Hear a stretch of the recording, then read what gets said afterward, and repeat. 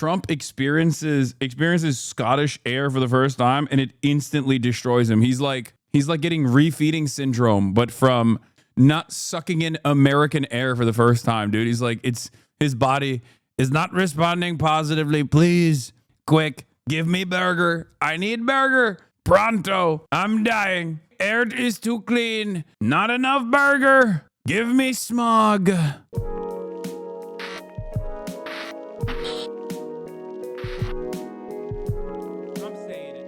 All right, let's get started.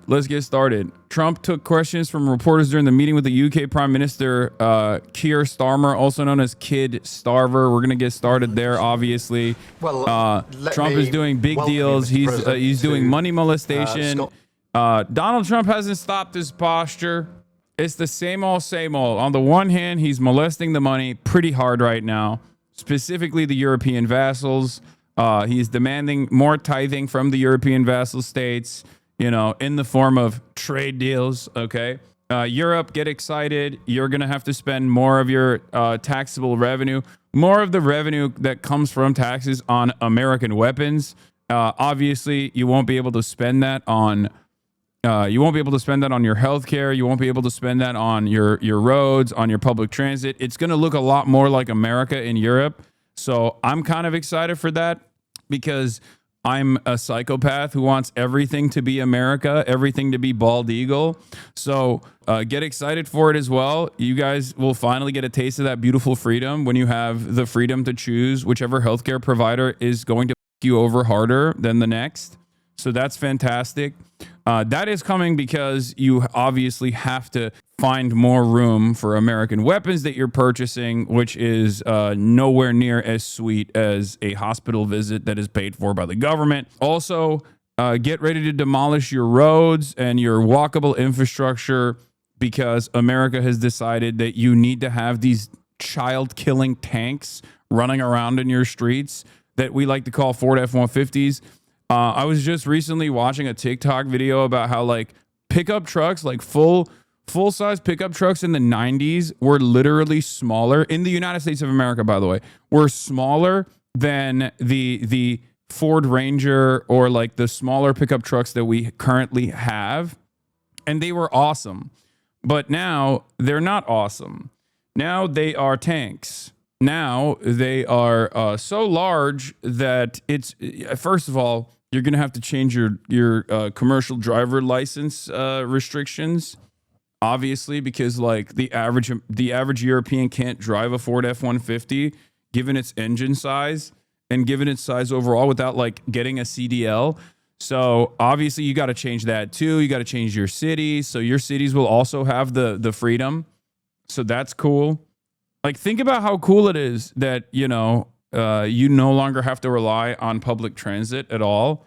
And you will actually pave down all of your cobblestone roads that have been there since the Roman era. And instead you can have disgusting, filthy asphalt that breaks apart because of the sheer size and the weight of these pickup trucks that are constantly roaming your roads now. And you'll also have to probably gut half of your you probably have to gut half of the sidewalks, obviously. It's like an invasive species, basically. Get excited for the potholes. That's really cool. Wider streets, bigger parking lots. You might need to take out some of that green space as well. I was thinking, because when I go to a gay city in Europe, woke and gay, sometimes I see these things called trees or a little baby park in the middle, right? Where people kind of sit outside and enjoy eating stuff and drinking maybe a little coffee, right? Like a little espresso and smoke cigarettes. You can't do that anymore because you need a parking structure for massive Ford F-150 pickup trucks. So that's cool. That it won't be woke and gay anymore. So that's another thing you can look forward to. Your tone is enthusiastic, but your word sounds like a threat. No, it's just, I mean, think about how much fun we're having here in the United States of America. When you look at a 1990 Ford F-150, which is still pretty sizable, right? It's still a pretty big truck. And then you look at a 2021 Ford F-150 tank. Think about how exciting it is that you now have by force will have to drive a tank instead. You're skipping the 1990 Ford F-150 pickup truck, which has a larger bed, by the way. These trucks had larger beds than this one. Bro, the EU could import these, but no one will buy them. Excuse me. You will buy them. You will buy them at gunpoint. If you don't buy them, how can we know you don't love freedom? If you don't buy them, we might start thinking you're looking a little Iranian, okay? Or perhaps even scarier, looking a little Chinese. And you don't want to look Chinese, okay? Let me tell you, you do not want to look Chinese, okay? What are we talking about? You need to have these cars, these tanks. I don't want to call them cars. They're not cars, they're tanks. You need to have these tanks. In Belgium, only businesses are still allowed to buy them. Law can't buy them as a private individual. Excuse me, that law needs to change. Obviously. How will I know you're patriotic? How will I know you're a patriotic American if you don't have a tank that you're driving? Also, what's more American than making every man a business? Okay, maybe in Belgium we've decided every man is a business. Now you can all have this. Why do you care about things that are not in your immediate vicinity? If you're so upset with Europe, then don't live here. No, just literally focus on your own street. Wait, isn't that funny? I'm currently talking about what my country, is doing to you in Europe, and you're over here being like, "Why? Don't worry about it." Like, that's such an interesting mindset to have. Like, see, this guy is still here, you know? This guy is mentally already there. This guy's a dumb American. He might be living in a Western European country, but mentally he's already there. He already has become a dumb, moronic American baboon. You notice that? It's already coming in. The poison already came in many years ago, right? The poison already came in many years ago. A lot of you Eurocucks didn't realize it, and that's what you got to do. We need more of that guy. That guy is good. We need more of that guy. That guy has become an American already mentally. He said he wants 5,000 kilogram cars. That's what I'm talking about. Yeah, we will not stop until every country is America. Anyway, let's get a little bit of an inside look into how this relationship is working. England, and fantastic to be here at Turnberry with you. Thank you so much for showing us around and having this opportunity to sit in this fantastic ballroom, which is absolutely incredible, and to start talking about some of the issues that are most pressing in your country, in my country, and in particular, we've had the opportunity to talk about the situation in Gaza and the intolerable situation, including images of starvation. And I think both of us know that we have to get to that ceasefire and we have to increase humanitarian aid in. And thank you for what you've already been doing, are doing, and are committed to, because without you, this would not be capable of resolution. And I think that if we can work not just on the pressing issues of the ceasefire, but also on this issue of getting humanitarian aid in at volume, at speed, and then we've discussed a plan for what then happens afterwards. I think we can do our very best to alleviate what is an awful situation at the moment. So thank you very much for the discussion we've had so far and the discussion we're about to continue. I never thought I'd see so many old white men suck each other off this aggressively, but with a European accent, you know? Because, like, we watch Fox News all the time here, and whenever Trump is on, you see every American gargling his dick and also sometimes his balls. But I never thought I would see that, like, Euro style. You know what I mean? It's cool. It's cool to watch. It's like it's definitely a different change of pace. It's like it gives it an air of elitism almost. Yes, Mr. President, you've done such a fantastic job. Thank you for exploiting the entire European continent. It's very, it's like it's refined and sophisticated is right. That's exactly what it is. On that really important issue, but it's fantastic to be here. Thank you for your hospitality and to see this amazing golf course. I'll invite you to a football ground at some stage, and we can exchange sports.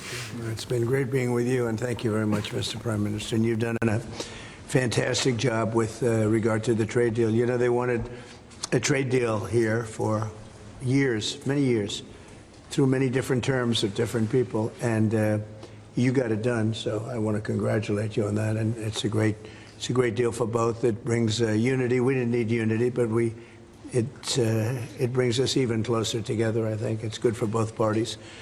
We also discussed, obviously, Gaza. And I think before we get to phase 2, which is, you know, what's going to happen afterwards, we want to get the children fed. We made a contribution a week ago of $60 million, all going into food.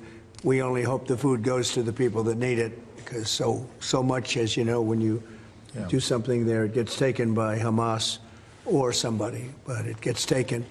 But damn, even Trump started adding "or somebody." Who's the somebody, bro? Now he's like, all right, even he's adding qualifiers. It's crazy. Maybe it's not just Hamas. Maybe it's somebody else. Who knows? Nobody knows. Nobody knows who's taking the food. Great. Does Keir Starmer pass as charismatic in Britain? No. Also, Trump looks like absolute doo-doo butter, dude. What the hell is this? Bro, he looks extra shitty today. What is happening? He looks worse than you. Yeah, I thought I looked like shit today because I'm tired. Also, I look great. Thank you. Even when I'm tired and sleepy, I'm still like, this is not a comparison. Like, look at this man. He looks like he's rotting. Trump experiences Scottish air for the first time, and it instantly destroys him. He's like getting refeeding syndrome, but from not sucking in American air for the first time, dude. He's like, his body is not responding positively. Please melt some tar in my vicinity. Quick, give me burger. I need burger. Pronto. I'm dying. Air is too clean. Not enough burger. Give me smog. Like, this is the worst thing. This is the worst I've seen him in a while. I don't know if it's the Epstein stuff. I don't know if it's I don't even think it's like Gaza related. There's no way.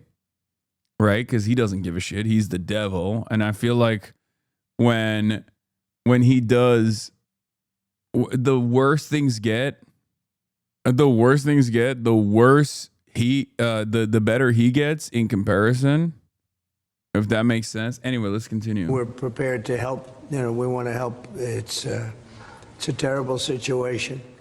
The whole thing is terrible. It's been bad for many years, but it's great to hear you feel the same way that I do. We have to help on a humanitarian basis before we do anything. We have to get the kids fed.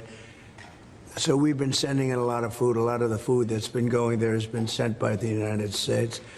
I spoke yesterday with the president of the European Union, Ursula, who was terrific also on the subject, and she's going to play a big role also in helping us. So we have a good group of countries that are going to help with the humanitarian needs, which is food, sanitation, and some other things. It's very difficult to deal with Hamas, as I said. You know, we got a tremendous amount of hostages out, but it would take place in drips and drabs. You'd get 10, you get 5, you get 2, you'd get 10, 12. We get 12 one time. Many of them would come to the White House, and they were so thankful. But I always said, when you get down to the final 10 or 20, you're not going to be able to make a deal with these people because they use them as a shield. And when they give them up, they no longer have a shield. And the people of Israel feel so strongly about the hostages. Some people would take a different view, but they feel so strongly about the hostages.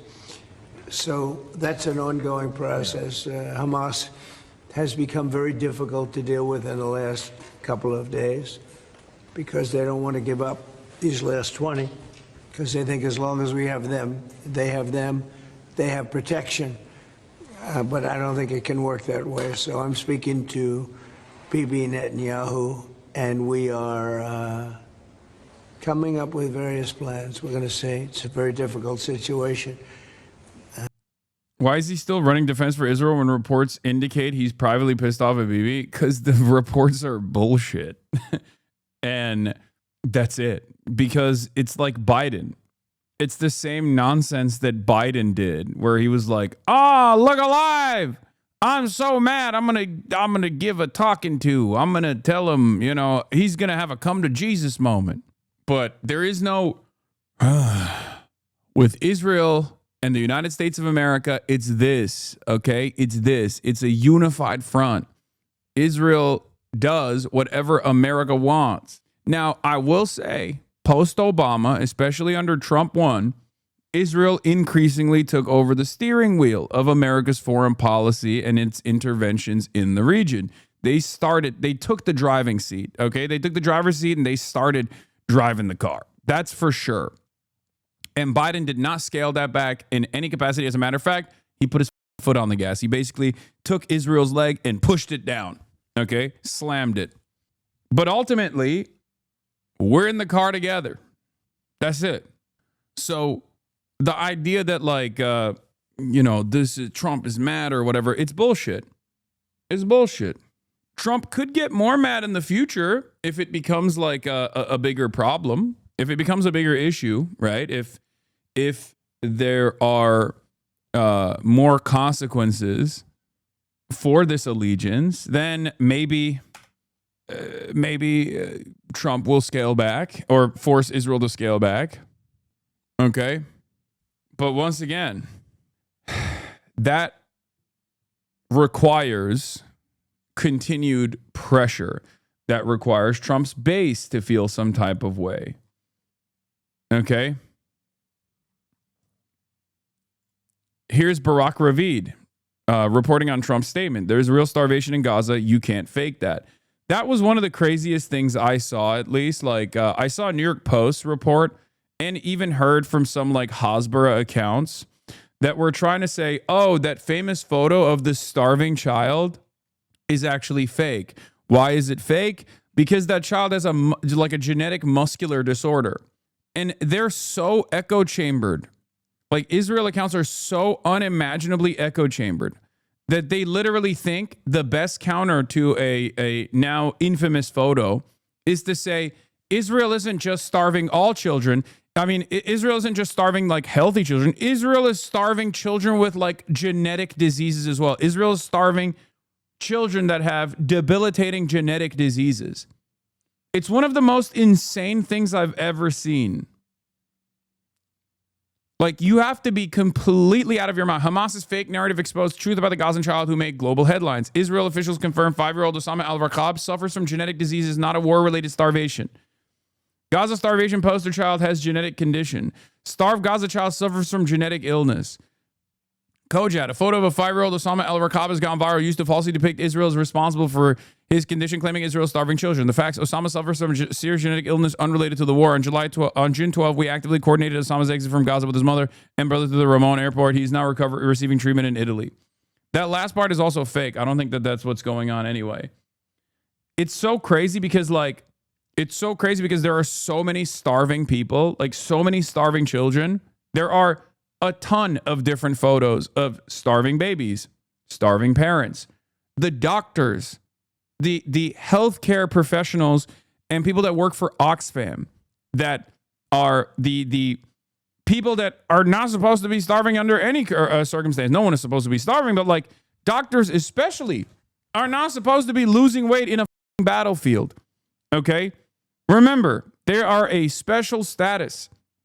We are talking about Americans and Westerners who supposedly have special status in this circumstance. The reason why they go to this field of battle, this war, this genocide, is specifically because they use their bodies and the special status that they have in the eyes of the international community as a human shield to defend the civilian population. Everyone is starving. Hostages are starving. I've never seen something like this before. Like, I've never seen an instance where like a Doctors Without Borders doctor is visibly skinnier, gaunt, week after week. Children who suffer from illnesses such as cerebral palsy have been cut off from the medicine, food, and care they need. Thanks to Israel's blockade being the most vulnerable, they will visibly starve and die first, as we are witnessing. Somehow, this is hard to grasp for Israelis. These kids are both suffering from illness, but you would never know that from how the media is telling their stories. Like, dude, they are also starving. Okay, your argument is no, you don't understand. Israel is not just starving all children. No, you don't understand. Israel is not just starving children with no illnesses. We are starving children with illnesses as well. I'm sorry. The only way you can find this to be like an appropriate deflection is if you're insane. If you have surrounded yourself with psychopaths, and no one at no point says, "Hey, this is f***ed up." They just post that shit for the Israelis at this point. They aren't trying to make sense to anyone else. No, there are people. There are people who eat this bait. Like Megaphonics just said his mother believed it. You know what I mean? It's just like there's a lot of people who are motivated into turning a blind eye to these atrocities. You just got to drop them. There's like not much you can do as far as like convincing them. That's it. Focus your efforts on people who you can convince. Can't even wrap my head around the fact that we live in the same world with shit Israelis. I mean, there are plenty of evil people, man. What are you talking about? There's a lot of evil people out there. This kind of journalism doesn't help Gazans, but it does get Jews killed. Truth is nothing to fear unless you're part of a movement that's based on lies. Yeah, thank you for revealing your truth, Hen Mazig. The truth that Israel is starving everyone, including children with genetic disabilities. Wow, that's awesome. The point is this, okay? If people look at this, this is Ta-Nehisi Coates, who very correctly pointed out and said, the Democratic Party doesn't care about genocide. What makes you think they care about democracy? A party that actually contributes to an ongoing genocide and refuses to address it is not a party that is going to defend your liberties either. You are stupid for thinking that the Democrats would turn around and like defend democracy or defend your civil liberties here in the United States of America against like fascist forces, because they obviously have no problem with these images. These images did not occur overnight. Famine doesn't start overnight. That's not how it works. So it's been really strange watching all of these it's been really strange watching these people, like, the Matty Iglesias of the world or whatever the f, be like, oh, well, it just happened. Starvation doesn't set in overnight. People are trying to save face and act as though those who were warning as the famine has started were in the wrong for highlighting the plight of the Palestinians. That's the other side, which is that we're not making this shit up. We're simply communicating, offering a megaphone to the Palestinians themselves, who are talking about the experiences that they're going through. Okay? But they can't say that. They can't get mad. I guess, like, unless you're Israeli, you can't openly be like, F this Palestinian, you know what I mean, who's dying in a genocide. So you just say, oh, F the left for highlighting this and making me mad. It's like, well, you don't seem too mad about the situation. You seem more mad about me telling you what's going on, right? So, yeah, this is depraved and obscene even by normal Matt Iglesias standards, simultaneously smug, massively dumb, racist, sniveling, and ass covering. Palestinians are simply incapable of being witness to their own genocide. They're all liars, but an Israeli says it now, so it's time to listen up. I would recommend this from Haviv Retigor and the Free Press to the skeptics. There's been some crying wolf that has unfortunately poisoned the waters to an extent, but the wolves are now, in fact, here. What an insane way to do an about face here, which is not even an about face at all. It's basically saying, like, the only time I'll believe that there is mass starvation happening is if an Israeli says it's happening. If someone who's pro-Israel who is saying that the starvation is real, that's the only time I'll believe it. Yeah. If they didn't have the hostages, things would go very quickly. But they do, and we know where they have them in some cases. And you don't want to go riding roughshod over that area because that means those hostages will be killed. Now, there are some people that would say, well, that's the price you pay, but we don't like to say that. We don't want to say that. And I don't think the people of Israel want to say that either, which is pretty amazing. A lot of people would say, just get it done and whatever it is. You could also say speed might be better for the hostages. You go through, with speed, you may have a better chance because they're in deep trouble. They're in deep trouble. You saw October 7th, and you saw what the damage and the horror that they committed. People can't forget that. They tend to forget it, but they can't forget. That was one of the most evil things I've ever seen. Yeah. October 7th, one of the most evil things I've ever seen. 22 months of October 7th, twice a week. Not that evil because the other side is brown and scary. They deserve it. That's it. That's what it is. That's all this is. It's insane. And you just cannot forget that. So we're very much involved. The Prime Minister's involved. I'm involved. And I think I can speak. We just signed a very big trade deal, the biggest of them all yesterday, right? And the European Union is very much involved in wanting to help with the Palestinians in terms of getting people fed. But the area of Gaza, another way of defining it is the area of Gaza. It's a very troubled place, and it has been for many, many years. It has been for many decades. So it's not like this just happened. This has been going on for a long period of time. So that's it. Our hearts are in the right place. We have some good news because the recent war that you just saw, they just announced, I see, the newest of the 5, now this would be 6 that we've stopped. I've stopped 6 wars in the last, I'm averaging about a war a month, but the last 3 were very close together. India and Pakistan and a lot of them. Congo was just done, Rwanda was just done.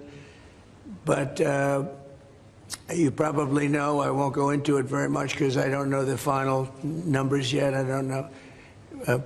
Numerous people were killed, and I was dealing with 2 countries that we get along with very well, very different countries from certain standpoints. They've been fighting for 500 years, intermittently, and we solved that war. You probably saw it just came out over the wire, so we solved it through trade. I said, I don't want to trade with anybody that's killing each other, so we just got that one solved.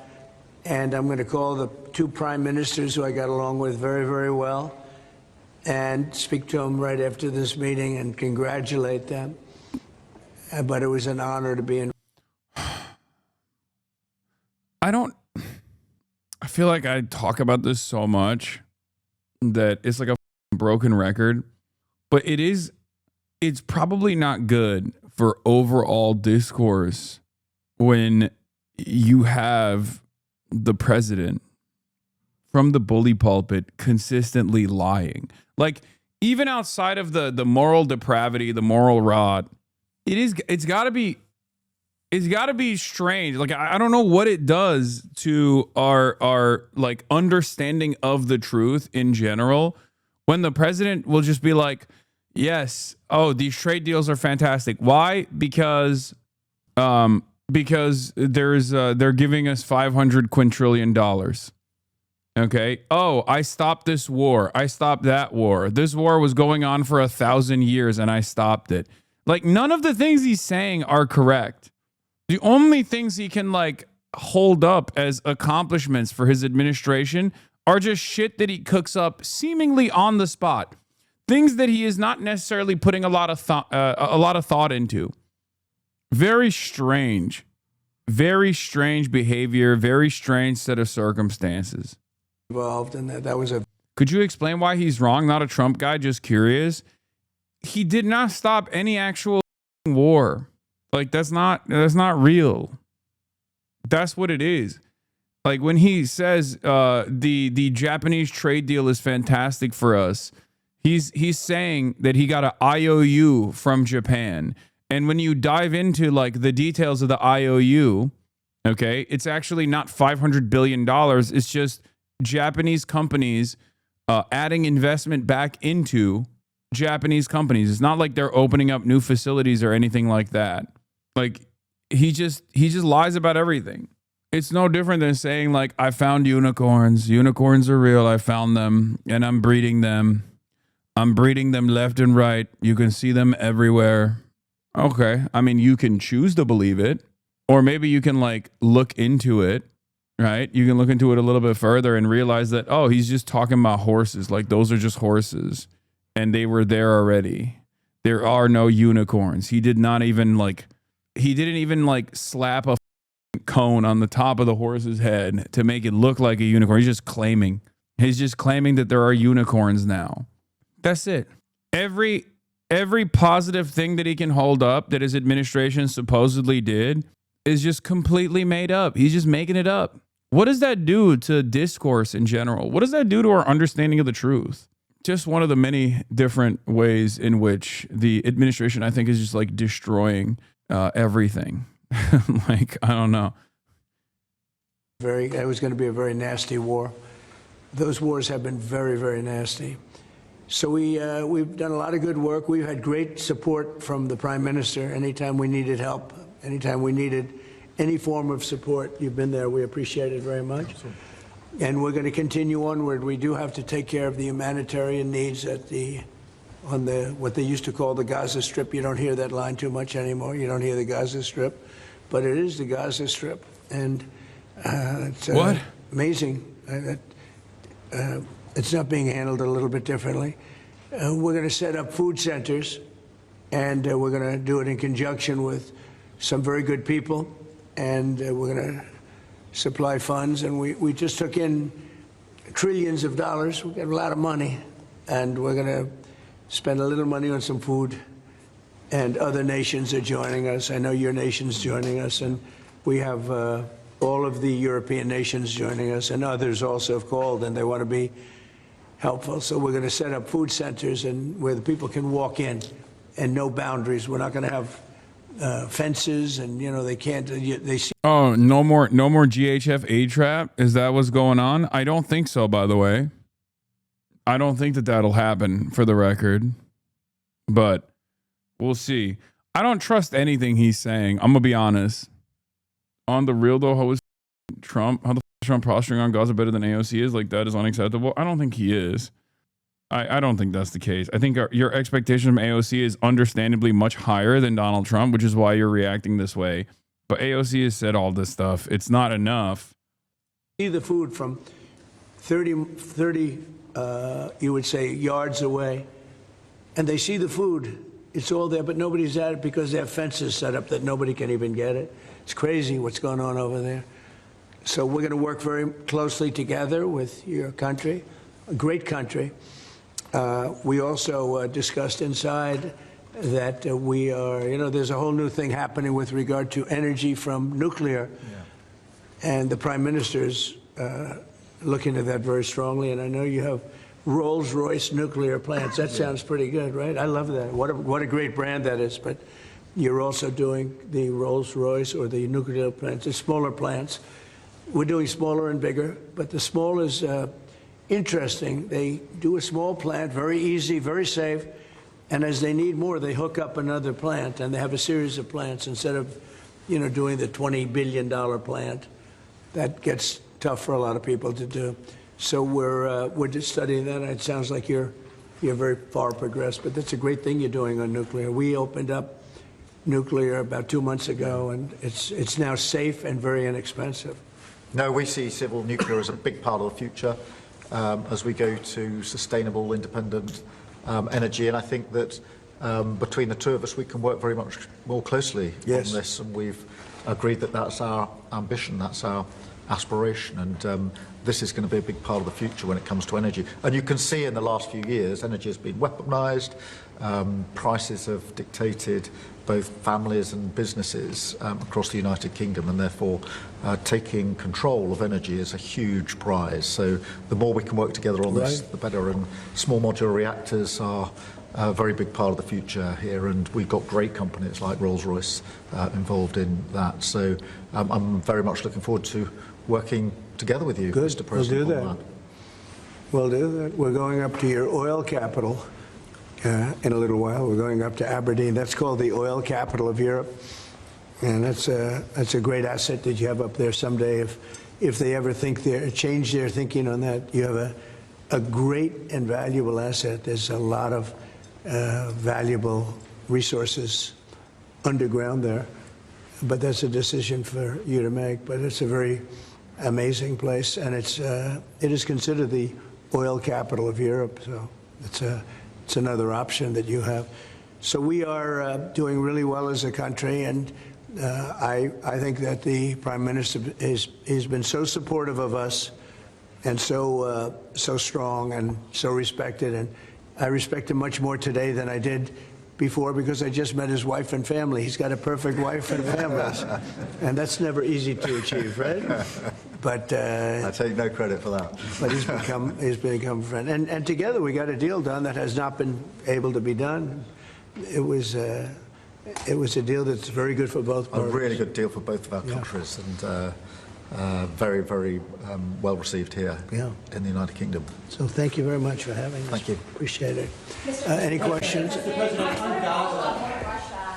Earlier you said that you were going to change the deadline from 50 days. Yeah. What is your new deadline? I'm going to make a new deadline of about 10 or 12 days from today. There's no reason in waiting. There's no reason in waiting. It's 50 days. I want to be generous, but we just don't see any progress being made. Mr. President, you just talked about setting up food centres in conjunction with other organisations. Right. You're talking about the Gaza Humanitarian Foundation or recognise. I wish every world leader handled him like Jerome Powell did last week. They can't, because Jerome Powell has a lot more power over the American economy and therefore a lot more power over Donald Trump. Other world leaders would also have a lot more power over Donald Trump if they actually coordinated, collaborated, and maybe even hedged their bets against Donald Trump by having more positive relationships with China. But they're too fearful to do that, so they're just continuing along the vassal state mentality. Sorry, Keir didn't quite get that your tongue in Trump's ass. How does Trumpito sound so low energy? He's just tired like me. He's just tired like your boy. That's what it is. Aid agencies, how will this work? Well, it's going to be working with the United States. We'll be helping with the food. You know, we have a lot of access to food. We got a lot of food ourselves, and we're going to bring it over there. We're also going to make sure that they don't have barriers stopping people. You know, you've seen the areas where they actually have food, and the people are screaming for the food, and they're 35, 40 yards away, and they won't let them because they have lines that are set up. And whether they're set up by Hamas or whoever, but they're very strict lines, so we have to get rid of those lines. But we're going to be getting some good, strong food. We can save a lot of people. I mean, some of those kids that's real starvation stuff. I see it. And yeah, there's real starvation stuff.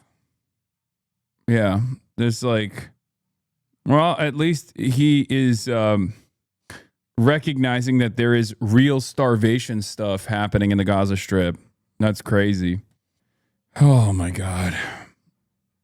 So many sources for discussion and news on Palestine is now blocked in the UK with the Online Safety Act. Yeah, I've heard about this as well. We'll cover that later. The UK is completely out of control. I mean, we're gonna get that. We're getting there as well. So fantastic stuff. It's great. Love living in the Western liberal democracy that is supposed to not allow things like this to happen ever. It's great. Fantastic. you can't fake that. So we're going to be even more involved. We did some airlifts before, some airdrops, and the people are running for it. And the Prime Minister is going to help us. They're very effective with that. You've done that before, and for many, they've done that for 100 years very well. So it's not very hard to do, actually. Yes. President, you say you love Scotland. You're the most Scottish president Yeah, sure, you can come in, yeah. Is there a better deal to be done for Scottish industry and the deal that you've done with the Prime Minister? The tip of it is coming Let's see, off. for example. Well, we have. I have great love for Scotland. Mike. You know, my mother loved Scotland, and she loved the Queen. I don't know. I might hurt myself by saying that the monarchists are going to like it. Some other yeah, I people, drank it already. but she loved the Queen. Whenever the Queen was on television, she wanted to watch. And she would come back religiously. She'd come back to Scotland once a year with my sister Marion, primarily, and sometimes my sister Elizabeth also. But they loved this part of the world. And, you know, we're talking about the Isle of Lewis. We're talking about serious Scotland. That's serious Scotland. There was no doubt about it. So, yeah, it gives me a feeling, you know, it's different. You go to another country, you have no relationship to it. You got to like maybe the head of the country or something. But it's different when your mother was born here, Stornoway, right in Stornoway, a beautiful little place. It's so hard looking at him after that movie, dude. Because of your love of Yeah, we watched The Apprentice last night, and it's strange. It's strange seeing Trump in the flesh after seeing, what's his name? Sebastian Stan, who killed it. who played a really convincing young Trump for sure. I was very impressed. Him and Jeremy Strong both killed it. But yeah, no, this is like very. I just see Sebastian Stan right now. Yeah. Freaky. Scotland. Is there a better Oh, B'Tselem finally said Israel's I committing saw. a genocide. The which New York is- Times did a push alert about it. Yeah. Well, yeah. Now that B'Tselem has said it, I'm sure the New York Times will take it more seriously. Probably not. trade deal to be done for Scottish businesses? Well, the New York Times was taking cues from B'Tselem already, so Yeah. They definitely were acknowledging that Israel was an apartheid state when B'Tselem was saying it. absolutely. Like, that's why sometimes I obviously am very critical of the idea that like it's only real if like an Israeli says it's real, like that kind of like supremacist attitude that many people demonstrate, like the Matt Iglesias of the world. But there are plenty of people who don't even listen when an American Jew is saying it or when an Israeli is saying it. Like, they just don't give a shit, you know? Yeah, I don't mean, care. we talked a bit about this yesterday, but it's about like who gets to be seen as a person who doesn't, and like Jews who are not necessarily European descended but are coded as such in today's world versus like what was that Matt Forney word, brownoid, like Arab and Muslim peoples, like they're questioned, like when a Jewish Israeli says that a bunch of people came into my home and like blew it up and assaulted me and my family or kidnapped me or whatever. Like, Look at this guy. What is this? Lord FM, how can you call this fashion when you support terrorist groups law? How do you justify calling for violence on Donald Trump? Because you literally call for violence on the Israelis law, calling them inbred. Maybe you took some memory pills or something. No, this guy is he has hallucinated a completely alternative reality in his mind. Or like, But in that reality, I look real bad. in that reality, yeah, you do. That is that would It's be so funny. You call would be- violence onto Israelis, calling them inbred is so funny. or it's a really good tactic to bait you into saying it. Yeah, it's great. It's because I called the settlers that were breaking aid inbred Kahanist terrorists. Well, look, man, all I'll say is that I've seen The Hills Have Eyes. Oh my god! And I've also been to the West Bank and stayed in settlements and met those people. And that's all I'll say. Yeah, look, I call Klansmen of every different seasoning and every different background inbred. Okay, listen, if you're chirping about it too much, that's your problem. All right. Yeah, I like that. equal opportunity offender, woke Eric Cartman over here. I do like it though. They're like, oh, dude, you called Israelis inbred, dude. That's the real violence and not the genocide that Israel is doing. It's not. Yeah, Yeah, that's fake violence. The real violence is like, what if one of those like Rastafarian looking dudes that definitely haven't taken a shower in 8 months, that's busy throwing Molotov cocktails at like Palestinian villagers. What if they hear you? I don't know, man. Sounds a little xenophobic calling people you disagree with inbred. Yeah. You got me. What is this word, xenophobia? This concept is alien to me. Wait, the Trump defending Israel defender is going to call you anti-Semitic if you keep doing that accent, Noah. I'm gonna be Watch honest. out. I come by that impression pretty honestly. Listen, Jewish man. We got a Christian here. Okay, we got a Christian defending Israel here. Okay, watch out. Watch out. Okay, he's about to show you what's what. Yeah. Well, no, that was like Roy Cohn in the movie last night. Oh, when he was calling. When he used the K word to show his power level to Donald Trump in his basement with all his recordings. He also was like very homophobic. But that to me is like you kind of like that's the only way you could get to be who he was. Yeah. Like I don't think they would have tolerated him if he were like Randy Rainbow. Yeah. Like I think like look, we get it. You fried the Rosenbergs. You're awesome, Roy Cohn. But you have to like take off the sequin jacket on 60 Minutes, sir. Yeah. Damn, man, I didn't know hating Hitler was xenophobic besides some disagreements. Yeah, I like that. I do love the perma victimhood narrative though, which is like, excuse me, you can call out Nazi Germany's Holocaust. Just don't say that the overall population that defended it, that had full knowledge over what was going on, are actually pieces of shit for not doing enough to stop it. Also, because then that's xenophobic. I want to drop some knowledge here too. I think that you can use the inbred thing against pretty much anybody who's like arguing about like racial purity and national purity because fundamentally, right? What do they want? They want you to have sex with a fewer number of people in a less diverse genetic pool.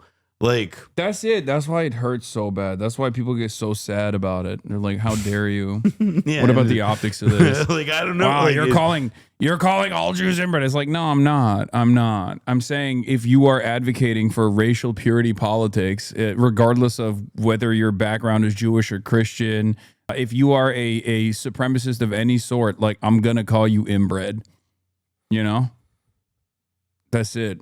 But I love the guy who. This is my favorite thing because like this shows that the environment has shifted so dramatically that people that come in here to try to do fake tone policing have to come at it from this incredibly unsustainable position where they're like, I actually agree that it's a genocide. I just don't think that using this language is helpful in any way.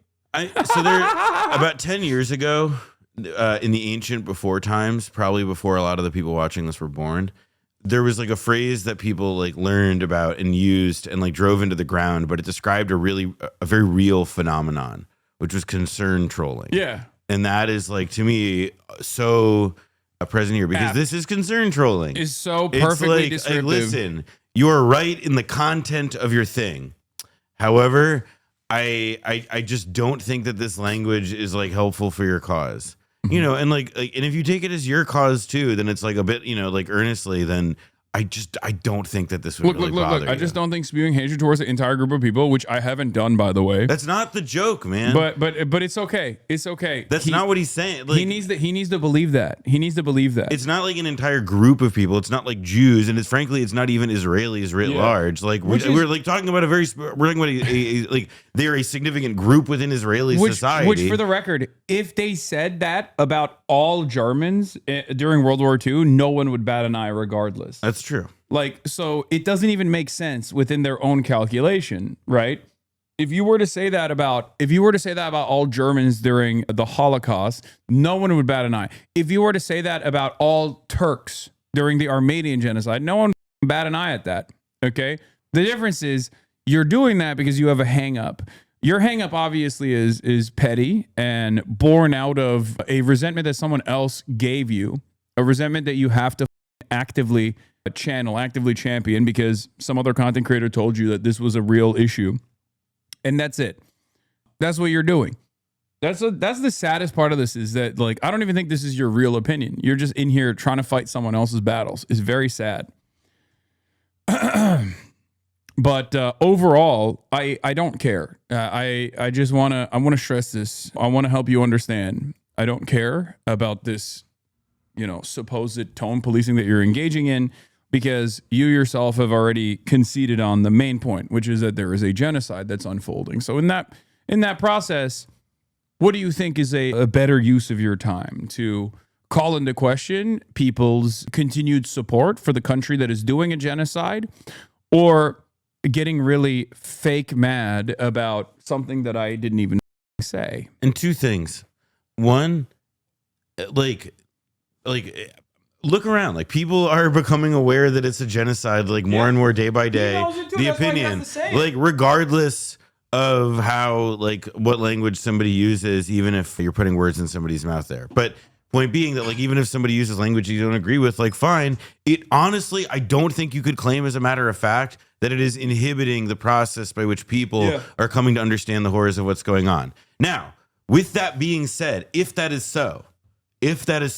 not like actively worsening the situation, just using like heightened rhetoric that corresponds with like the heightened moral horror at what's going on, then like hit the X button on the top right corner, brother, and go do something. Yeah.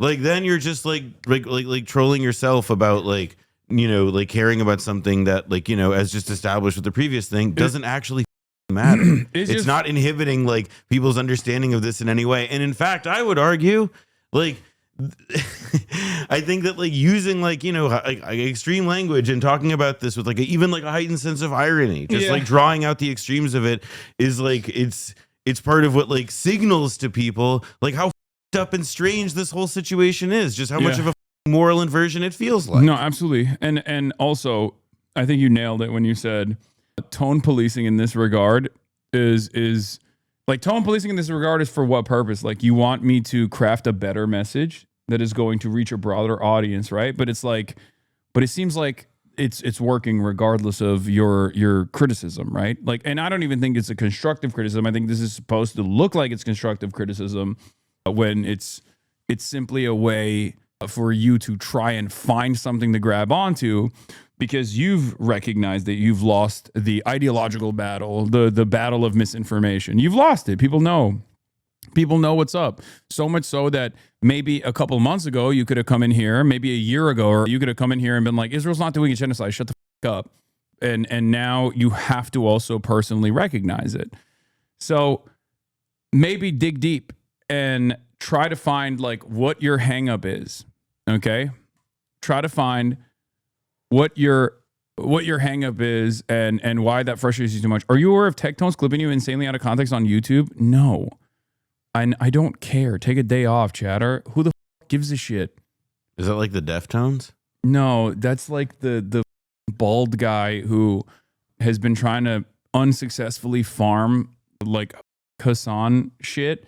And it came out that like his dad was the famous military sexual assaulter guy. He has rape allegations. I'm sorry, you're gonna have to be more specific. So there's this guy who's a Twitch streamer who's like trying to farm like Asmongold's audience by being like, I'm right wing, I'm based, I love anime and jerking off to anime, but also, you know, gay people or whatever, right? Yeah. Like he's like kind of like that. Anyway, it turns out that his dad was in the military, and he was such a prolific sexual assaulter. Thank you, Mr. Speaker. That, oh wow. Yeah, he's in the congressional record. Oh wow. Oh wow. Yeah. Well, it's good that that his son is such a force for morality in the world. Yeah. 8. Anyway, he hates me, which is, of course, I don't know how to describe it, like, but it's just that like all of my haters are just like horrible monsters. Like, what do you want? I don't know. They just kind of do my work for me. I don't really need to do anything. I just kick back. You showed me that video the other night, and like part of me died, brother. Like I don't want to know these people. Yeah. I made him cry because I outed his dad. Yeah. Is Trump, so what is this? Is this a meeting from today? Yeah, this is this is Trump and Mr.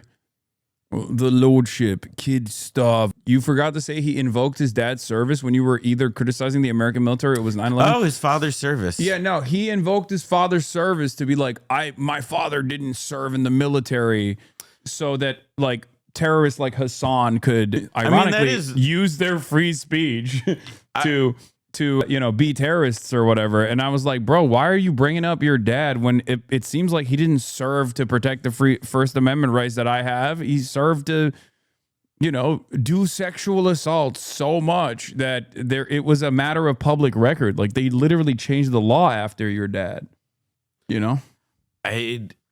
Look, the world is like a strange place.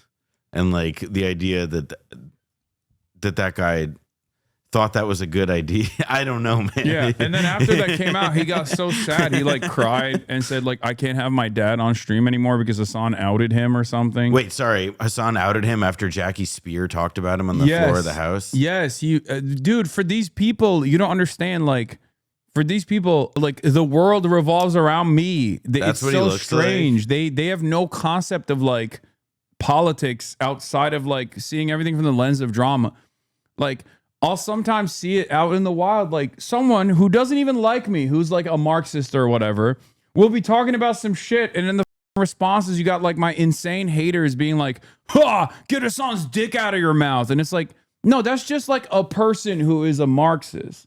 You know what I mean? They think like I invented communism in their minds. Like they're so stupid. Well, part of it though is like when you see a lot of these guys, it does seem like it's part of a character quality that I think a lot of influencers as a class tend to have, which is the idea, like, like the narcissism of their influence, which makes sense. And so it's like if they see somebody who is like saying the same kinds of things that Hasan Piker says in a different context, ipso facto, Hasan Piker influenced them to say those things because, well, like their ego suggests that they've got to have a similar ability on others, even if they're like, I don't know, they're total dunderheads as described by you. What is this? The reason why they have to act like Hassan or myself are dangerous is that's the other thing. There is this new meta. I think I showed you this because I saw it on Twitter where like a bunch of these like centrist, quote unquote, liberal content creators are now genuinely entertaining the idea that they would rather vote for Donald Trump than me, and how I'm a more dangerous force for politics than Donald fucking Trump, which is so crazy. It's like, why is this political discourse for you guys? Like, you should never have this conversation. This should not be a point of contention for you. Okay? What is this? The Piker principle. When discourse or drama or problematic events take a place online, it's always Hasan Piker's fault. Yeah. But seriously, how can you behave like you're a serious adult and then endlessly pontificate on who would be a bigger danger to America? The like length of that red line who would be is a like, danger to America, me or Donald Trump? the length of that red line is terrifying to me because it suggests to me that what that clip is like part of like a much longer conversation. Yeah. Like, oh man. That to me, like, I don't know about you guys, but I would entertain an argument that Trump would probably be better than Hassan. Like, I'd be willing to entertain that argument. Dude, I'm a Twitch streamer, okay? Like, I have no ambitions. I have no ambitions of higher office. But let's say in this hypothetical that you've created, I'm running for office. You think someone who wants free healthcare for everybody, free college for everybody, no more wars, like this person is further away from your espoused ideology than Donald Trump. Like you're trying to say that I would be a bigger ever-present danger to American future than Donald Trump. It doesn't even, the hypothetical in and of itself doesn't make sense. It's like you're entertaining something that is so unimaginably stupid, right? Like a Twitch streamer running for president, but you're doing it with sincerity. It's like no different than thinking like, what if PewDiePie was the president of the world? Like, there's also the piece of it though, where it's like, okay. So you're saying that like, you look at like Donald Trump and you think of like, well, you know what that guy's brought to the table here that like Hasan just doesn't have aside from the ideology stuff? Experience and competence. Yeah. Yeah. That's their, that some of the people that want to maintain their like serious posture as a political commentator have been saying like, Well, I think I'd take Hasan over Trump because at least he's too incompetent to like go about his agenda. Like it's a way to try and tackle the dangers of my ideology. I'm going to be honest. I like did not. Maybe I haven't muted. I don't know, but like I would vote for the guy who supported January 6th versus the guy who supported October 7th. How long has he had that avatar? I don't know. You've morphed into you've morphed into a fundamentally different type of question then. If you're simply asking who I would vote for if the election were tomorrow and the rest of the political system / country would remain the exact same, then I'd vote for Hasan because he's too stupid and his ideas are too radical to get anything done in this country. But that's like asking if I'd vote for Trump versus Hitler. I'd heavily consider voting for Hitler over Trump because despite how bad Trump is, I think Hitler's name alone would scare off the majority of Republicans from working with him. But that's kind of a meaningless statement. It misses the central point of this question. What is this conversation taking place? I'm gonna be honest. I'd heavily consider voting for Hitler over Trump as one of those sentences that like No, but he would vote for Trump over me though. Yeah, but so I'm worse than Adolf Hitler. What? But he's also saying he would vote for you because like. Well, no, what he's saying is that he would, in the situation where he would vote for you, is also a situation where he'd vote for Hitler, which I'm also not like, I don't know, man. There's like real stuff going on. You know what I mean? Well, they can't talk about that because their position of like defending, offering unlimited support to Israel is now roundly considered like disgusting by average people, including their own fan bases, because everyone and their goddamn mothers recognizes the genocide for what it is. So now they have to entertain other stuff like, oh, the guy who I've presented myself as like a major enemy, that guy is actually worse than Adolf Hitler. And yeah, I mean, I guess where it was the original tweet is Michael from Pennsylvania made a statement. Is the reason why they have to act like Hasan and myself are dangerous is because they have been defending the genocide for 2 years, and the weight of that guilt is so heavy for Hush that he needs some way for his ego to recover. Destiny has said he doesn't feel guilt or remorse. Probably be better than Hasan. Like I'd be willing to entertain that argument. Strategic vape hit. Yeah, strategic. That's like the chocolate rain, like Zete Zonde. Like I step away from the mic to breathe. Like I hit the vape to consider what I should say. No, next. no. He's reading the chat. That's what he's doing. He's hitting the vape to read the chat to see like, did this work? Yeah, like did this idiotic take actually work within my audience?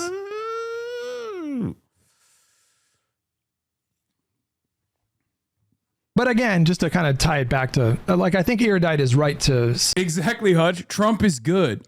Hasan is a bad guy. Where on the tech tree is Gulag? I think she's right to set the parameters, you know. This hypothetical punches at a core question within the left. If we assume Hasan will be politically ineffective, obviously Hasan, but that's because the ineffective modification of the hypothetical. In a question between an effective Hasan and an effective Kirk. Bro, what are these thought experiments? Who gives a who cares? People who cares? People who have too much time on their hands, who literally the reason why I brought this up is because like these are people that unironically see politics as content. They see politics, their only understanding of the political worldview, their only understanding of political mobilization revolves around like content creators who don't have any sort of discernible moral compass, any sort of real worldview, any sort of real ideology that roots their framework. They're just simply latching on issue by issue and taking a side, taking a stance, only so they can just like have something to debate over. And it's just drama. And that's precisely the reason why this is the shit that they're entertaining. Okay, that's what. And there are, guess what? A lot of people who fancy themselves to be interested in politics online, they do care about this. This is their only way to make politics interesting. It's like I just have like a hard time imagining that like if I'm that guy with like the glistening dome and I'm like, you know, I'm having my coffee, I'm hitting my vape, I'm talking about the day, that what I would want to spend time. Because like it's one thing to like when somebody says this about you and then like looking at it or whatever, but to like originally generate a conversation that gets to, well, who would you support? Godzilla or Mothra as the Republican nominee? Like more or less, that's the level it's on. It's like I start to think about like my brain goes in a different place. I start to think about other things. Like I think about like recent meals I've had that are really good. Or like, you could talk about any number of different things that would be infinitely more productive than whatever the going on here. That's why I always say like people. This is how I feel about like QAnon people, where I'm like, why do you invest so much time into this? Like you could just get into like D&D or like World of Warcraft or something, and that would be more productive. That would be a more productive and more entertaining use of your time than to believe that there is like this deep state pedophilic conspiracy that's going on. This gets to like these are like debate perverts, internet fine. Their buttons are pushed in a certain way, but like the QAnon people, right? Like part of what about that specific like mythos that speaks to them is that it touches on, when you think of like what are the emotional beats of residing in the mental space of QAnon world, not the specific facts, but like the general subjects and emotional moments that you hit, the emotional like charges that they hit. It's about stuff like pedophilia, political ethical corruption. CP is Destiny's Discourse server is full of enthusiastic discussion of ethical CP. Destiny had an entire ethical CP arc, Lamau. How can you debate the ethics of CP? I guess I'm starting the debate, and I have no interest to, but how can that be argued, lol? I want to debate ethical CP. Destiny has a long history of defending ethical CP. It goes back to like 6 years at this point, and it was last brought up 2 years ago again by Brittany Venti, who loses every single one of her brain cells when she thinks about the subject. No, they're not talking about cyberpunk, chatters. They're talking about You know what the scariest part of this image is? 1, 2, 3, ellipsis, 33 on the bottom right. Oh yeah, there's 33 pages of people discussing ethical child porn is what it is. Yeah. So they're not really just debate perverts; they're just perverts. Well, that's usually how it happens. You go from pervertry to debate pervertry. I think it's like a way to try and like have a discussion about like whatever kind of freakish things you believe in. I don't know. I just don't understand it. It's like one of those things where immediately I'm like, ugh, gross. I don't touch that at all. Get the out of here. Like unconstrained Hasan versus. We've already survived 4 years of Trump. I'm not convinced we survived 4 years in a Hasan-styled regime. This is just Trump at least has some vague notion of supporting America, however misguided it is. If he destroys the country, it would be a byproduct of his stupidity and narcissism. With Hasan, it would be ideological by design. He supports foreign terrorist groups, despises U.S. allies, supports historical revisionism to paint U.S. adversaries in a better light, has admitted that he would ban opposing political parties in the United States and would lock his enemies forever in re-education camps if they didn't agree with his political ideology. As an ML, he would support the creation of a single vanguard party to violently enforce all these changes. This is just what we know of Hasan's views publicly. We also know that he stated he shows that he hides his true beliefs, so he funneled people further down the radicalization pipeline. We already survived 4 years of Trump. I'm not convinced we've survived 4 years in a Hasan-styled regime. This was a Saturday, dude. Like he could have been doing like, because right, like even when you're a podcaster or a streamer, like weekdays, even if they're not like such a big deal for you, how different it is from the weekend, most other people, they have jobs and normal things. So like weekends are where you see and get to, spend time with other people. And, like on a Saturday, he like wrote a chapter of a book about this. I want to destroy America by reorienting our economy to focus more on improving the material conditions of every single person. This is the true death and destruction for America. Also, I mean, like there's also like Hasan's like there's the Takia thing. Yeah. I'm doing. He's like, we also know Hasan's very well developed thoughts about like creating a vanguard party out of purifying the federal service. Yeah. With just like what the are you talking about, bro? I think this is step away from this is step away from the computer territory. Under normal circumstances, like if someone was saying this, you'd be like, oh, that's like a person that is in dire need of like medical assistance. Okay. I think it's also kind of funny. This person is like definitely having a really bad mental health episode.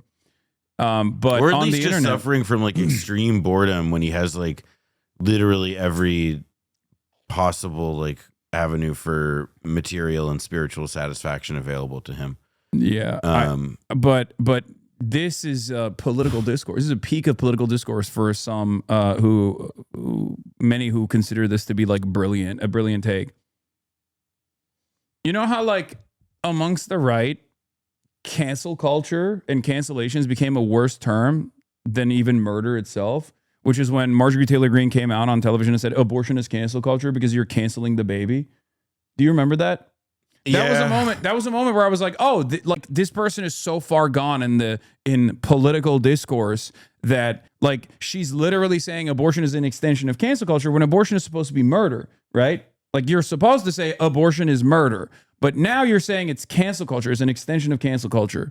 The reason why you're saying that is because you have seen cancel and cancel culture, cancellations as a substitute term that is more significant than murder. That's why you're using it. I guess it's also like, it's that like cancel culture is this, like part of what our cancel culture actually gets at though, right? Is not just about, it's not like cancellation, the act there per se. It's like why the cancellation happens, which is the fact that like you're on the losing side of a general culture war. Yeah. But my point is, for these guys, I'm worse than like, they're saying, I'm worse than like actually tackling a political ideology that they find to be scary. Like they don't want to say like socialized medicine is terrifying. They don't want to say like socialism is a terrifying ideology. Like in the past, you know, their counterparts would have done, right? They don't want to take like, they don't take like the William F. Buckley position, but instead they just like posture against a figure that they have designed as like this great evil. And in a handful of people, like a select few people online, that actually does invoke response. Like people do actually hear that and go, yeah, you're right. He is a scary person. Like, and all of his ideologies are scary. And it's perfectly fine to just like, to develop a worldview that is entirely designed around being afraid of this one content creator and whatever he believes is good. I believe that is bad. Is constrained Hasan? These are two different outcomes, right? But unconstrained Hasan versus unconstrained Trump. Actually, I don't even. No, I think Trump would be worse. Hang on a second.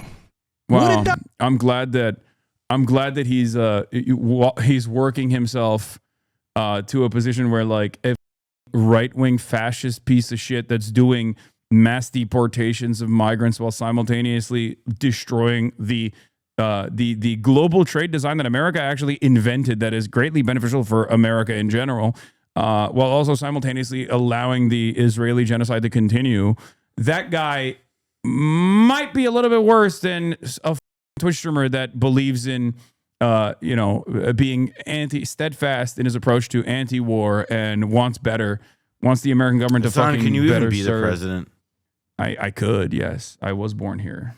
No, you're not unk enough yet. That's true. But that's what I was getting at. I wasn't talking about geography. Well, I'm 34. I got one more year. I got one more year. Conversation's moot anyway. Yeah. Wait a year. Yeah, that's my message to these perverts in general. Wait a year. Yeah.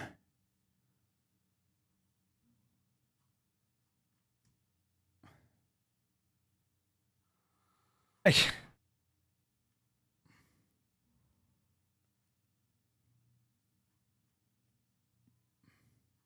think it's really up that this is what Northern Lion does now.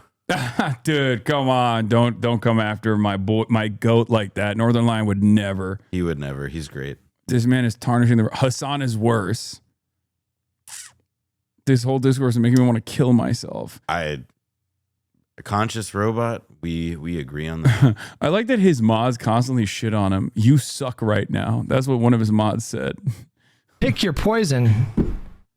Like Hutch, we'd be in camps. Hutch, we'd be in camps under Hasan. This is such a dumb hypothetical. Pick your poison. Yeah, there's people are already sending. He's literally already sending people. Yeah, that's right. I would be sending Hutch to the camps, I guess.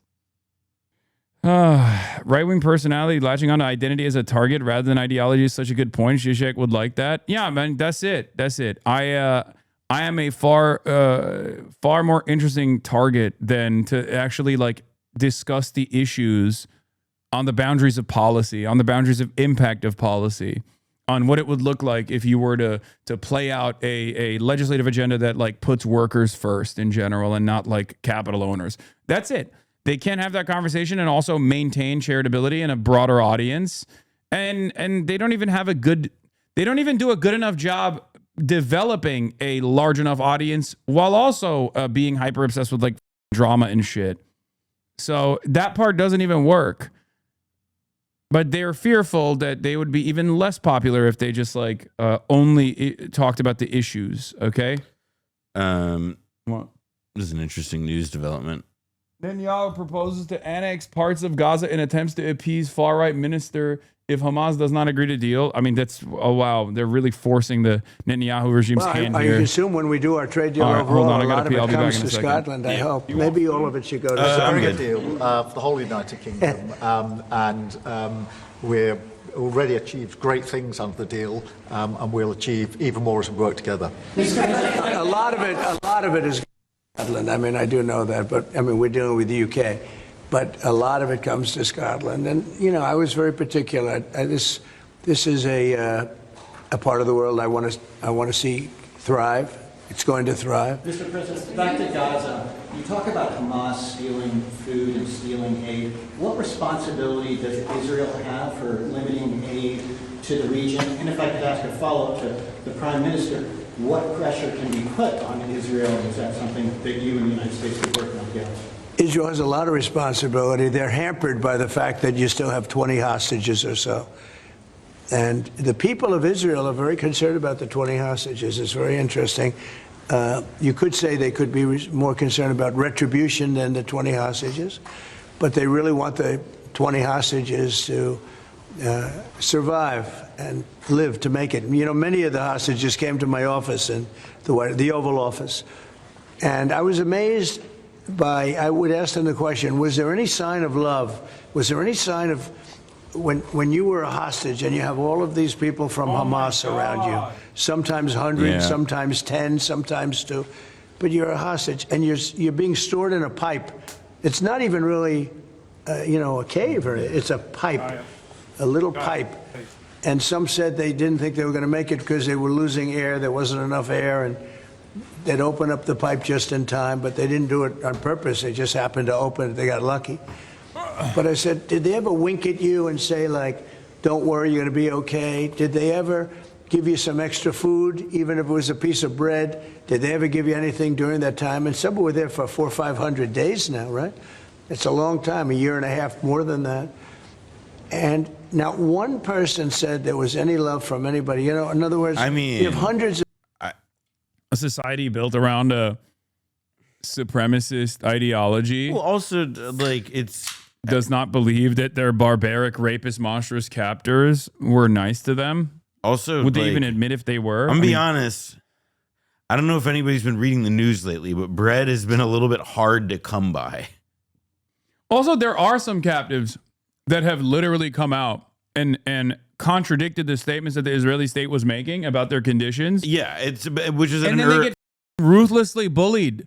And it was there's one, you can't assume that people are able to speak freely and critically of the Israeli government as like former hostages, family. I mean, but like there was an earlier time when the conditions were different and the situation in Gaza was. Remember Lifshitz, right? Like the older lady, the first one that they released on moral grounds. Yeah, and she talks about. She immediately came out of the hospital and was like, "No, they were actually great. They were nice." And that's not to say that, like, obviously every single like hostage was thus treated like they're at the Ritz, but there is it's like I mean, it's just clear it's clear the provenance of the story and why it's being shared. It's also clear that they have been kept in significantly better conditions in spite of the overall conditions in Gaza than any number of different prisoners that are released from Israeli prisons.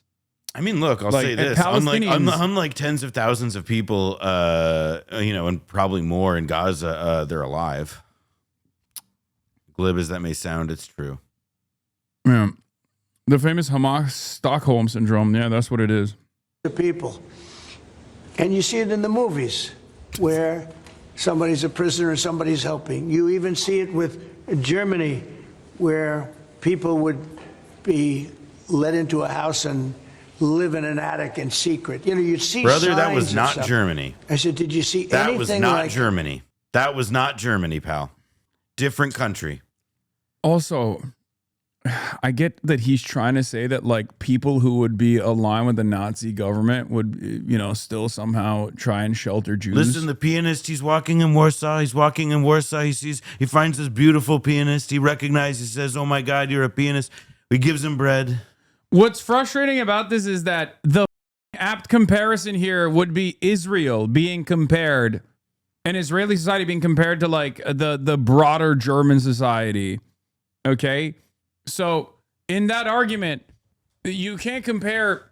Like you, do people actually still go, yeah, Hamas is just like the Nazis instead of Israel? Like, Yeah, who would I be mean, the Nazis in this situation? among people like Trump and the right wing, like not the liberals, but like among people who are on the political right, yes, it is an article of faith that like Islamist groups like Hamas and the societies organized around them, which is, you know, I'm not articulating what I think, I'm describing their views here. Like they believe that fundamentally that they like they have like a death cult ideology that resembles something like Nazism. That's a, you know, like that's a neocon style, or you know, a fairly radical neocon style articulation of it that also just happens to be like, you know, like where the id of most of the country is as well. And somebody like Trump surely embodies that. It's just funny to be like, oh, you can't compare anything to the Nazis except for what, a group of people that are closely resembling the Warsaw Ghetto Uprising, like Jewish partisans. Like those are the only guys you can compare to the Nazis, not the Nazi state with a Nazi ideology doing Nazi shit. It's so stupid. I mean, and look, like there's a reason that like there's a reason beyond that Jews are involved in this conflict that we reach to like Nazi comparisons. It's because like it's the foundational like moral tragedy of the post World War II, like, you know, Western consciousness, which is, you know, it's like you, when you imagine something bad, that's what we got. That's what's like hanging around in the old brain is like the clay that your mind is working with. And yeah, I don't know. I can't really, it's pretty, to me, the thing that's just like crazy is to say this, like talk about like they didn't give him a scrap of bread when like the direct crisis that you are responding to is like about a famine. Yeah. Like it's like there's just such a like that the wires aren't properly connecting there or whatever the fuck is like good Lord, you people are cynical. Did they wink at you? Did they say, don't worry, you're going to be okay? I ask that question all the time. I've never received one answer that said, yeah, they really wanted to help. No, the hatred is just incredible. Yeah. An access to food issue. Yeah, what more can Israel do? As well? Well, I think Israel can do a lot. I will say that Iran, I think, interjected themselves in this last negotiation. Can you imagine the beating they took? We wiped out their nuclear possibilities. They can start again. If they do, we'll wipe it out faster than you can wave your finger at it. We'll have to do that. We will do that gladly, openly and gladly. They've been saying, Iran's been sending out bad signals, I'll tell you. For a country that just got wiped out, they've been sending very bad signals, very nasty signals. And they shouldn't be doing that. They shouldn't be doing that. They were talking about things that they shouldn't be talking about. They were interviewed on a recent show, and the foreign minister saying things that he shouldn't be talking about, shouldn't be saying. And I think they got involved in this negotiation, telling Hamas and giving Hamas signals and orders, and that's not good. That's not good. I would say, look, we need to get the hostages out. They've been held for a very, very long time, and we must always start from there. Yeah, we must always start from there. Always start from there. This famine is worse than anything we've had in decades. We've always got to start with the hostages. The British public and myself, seeing those images of starving children in particular, are revolting. It's not just children who are starving, by the way, you stupid freak. Yeah, I mean, it's adults too, but at least they're acknowledging the starvation. God, he really is just so contemptible. He is awful. He is an awful monster. Oh my God.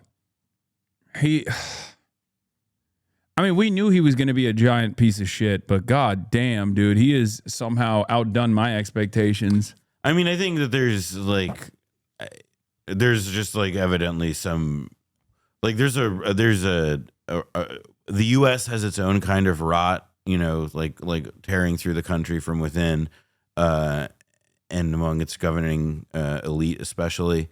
The United Kingdom has its own rot, and in some ways it's worse, in some ways it's not as bad as ours, but it is there, and like Keir Starmer is a particularly depressing expression of it. Good Lord. Like it's enraging and so deflating all at once. Yeah. Public at what they're seeing, and they know, and we know, that humanitarian aid needs to get in at speed, at volume.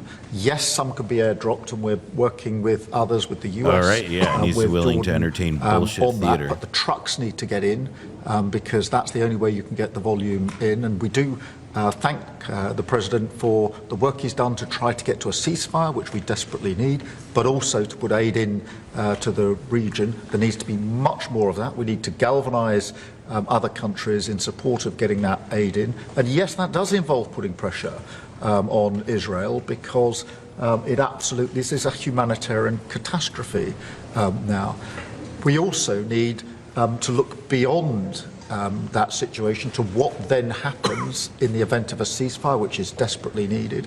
And that's why I'm really pleased that we're having a discussion about what a peace plan would look like after that, the component parts of that. And we have to be really clear at this point that Hamas can play absolutely no part in any future governance in Palestine, and and in Gaza. And it's really important that we're clear about what triggered this, who took the hostages, and calling out Hamas for what they are, which is a terrorist organization. But yeah, Corbyn's party got signups, 500,000 signups in 3 days, dude. Like, I feel like they're cooking. I mean, people want an alternative. I mean, it's one of those situations where like there have been no good options for so long, and people have been pretty much clamoring for this kind of political option since Starmer officially took power. I've been also this is like, that's UK domestic politics, but going back to Israel, I listened to the NPR Up First assessment this morning, and they're still doing like Holocaust denial style Nazi propaganda over there, straight up. It's actually alarming. Okay, it is actually alarming how insane it is. They had they talked about starvation. And then instantly they get like an Israeli soldier to say, this is Hamas propaganda. It is not real famine. And then like it's crazy. They just straight up only listen to Israeli resources, Israeli envoys, Israeli soldiers. And by the way, like there's more like restriction coming to the BBC. I mean, if Reform UK wins as well, it's going to get even worse, because the allegation remains, like within British politics, within Parliament, the perception such that it is now the reality for them is that the BBC is still excessively sympathetic to Hamas. That's their attitude. So it's only going to get worse. It's only going to get worse. Yeah. NPR, they said the reporters saw the starvation with their own eyes. Yeah. And then what did they do? In the report, it starts off with saying, our reporters have seen the starvation with their own two eyes. And then the next 5 minutes, the remainder after that statement is going to Israeli figures and having Israeli figures say it's actually a lie. It's a complete fabrication. No, it wasn't a bit from one Israeli guy. It was two. They had Elon Levy. They had Elon Levy? They had Elon Levy's back. Israel rehired him. Yeah, they had Elon Levy and a soldier. Elon Levy, I mean, that's like to contradict the assessment of their own reporters without ever actually undermining like the afterthought that they're supposed to leave you with is, well, our reporters saw this with their own two eyes, but you shouldn't believe them. You should believe Elon Levy and the Israeli soldier. That's what they end up That's what they end up with on that piece, talking about the starvation in Gaza. It is crazy. It is disgusting. It's not neutrality. It's just lying at the behest of a foreign state that is conducting unimaginable amounts of violence. The maximalist violent campaign you could do, a genocide. I think today the focus has to be on getting that humanitarian aid in. Will the UK avoid your pharmaceutical tariffs, and will it happen before August the 1st? Well, we'll be announcing on pharmaceuticals sometime in the very near future. We have a very big plan on pharmaceuticals. We want to bring a lot of the pharmaceuticals back to America, where where they should be. If you look at COVID, it sort of taught us a lesson. We were getting our pharmaceuticals from other countries. We almost didn't make any. We used to make them ourselves, and we're going to want to be making a lot of them ourselves, all of them in a sense. He does look like shit. He looks worse than ever before. I don't know what the fuck's wrong with him. We'll be dealing with you on pharmaceuticals also.